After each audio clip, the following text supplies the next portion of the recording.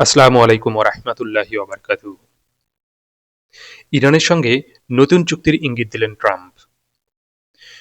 যদি চুক্তিতে না আসা হয় তাহলে পরিণতি খারাপ হবে বলেও হুঁশিয়ারি করেছেন তিনি। যুক্তরাষ্ট্রের প্রেসিডেন্ট ডোনাল্ড ট্রাম্প বলেছেন, ইরান এখন একটি চুক্তি করতে আগ্রহী এবং আগের তুলনায় অনেক বেশি ছাড় দিতে প্রস্তুত। তার দাবি, অতীতে যে চুক্তি করতে আগ্রহী ছিল না ইরান, এখন তারা সেই অবস্থান থেকে সরে এসেছে। এক বিবৃতিতে ট্রাম্প বলেন, দেখে মনে হচ্ছে ইরান খুব খারাপভাবে একটি চুক্তি করতে চায়, যেমনটি তাদের আগেই করা উচিত ছিল। গতবার তারা হয়তো চুক্তি না করার সিদ্ধান্ত নিয়েছিল, কিন্তু এখন সম্ভবত তারা ভিন্নভাবে ভাবছে। ট্রাম্প জানান, প্রস্তাবিত চুক্তিটি আগের চুক্তির চেয়ে ভিন্ন হবে এবং যুক্তরাষ্ট্র এ বিষয়ে কোনো তাড়াহুড়াও করছে না। তিনি বলেন, আমাদের কাছে প্রচুর সময় আছে। ভেনেজুয়েলার ক্ষেত্রে যেমন অপেক্ষা করেছিলাম, ঠিক একইভাবে এখানেও কোনো তাড়া নেই।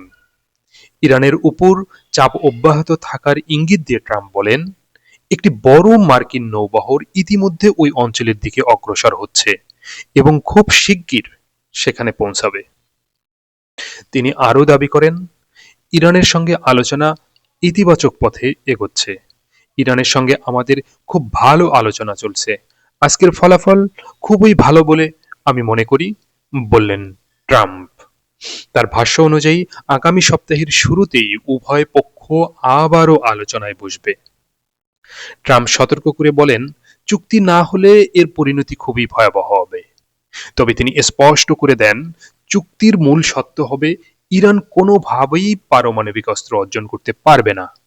তিনি বলেন, একেবারে শুরুতেই একটি বিষয় পরিষ্কার করি, কোনো পারমাণবিক অস্ত্র নয়। যদি ২ বছর আগেই আমরা এই চুক্তি করতে পারতাম, আমরাও সেটি করতাম, কিন্তু তখন তারা রাজি ছিল না। এখন তারা রাজি। ট্রাম্পের দাবি, ইরান এখন ১.৫ বছর আগের তুলনায় অনেক বেশি শর্ত মেনে নিতে প্রস্তুত এবং শুরুতেই এই প্রস্তাব এলে তা সঙ্গে সঙ্গে গ্রহণ করা হতো।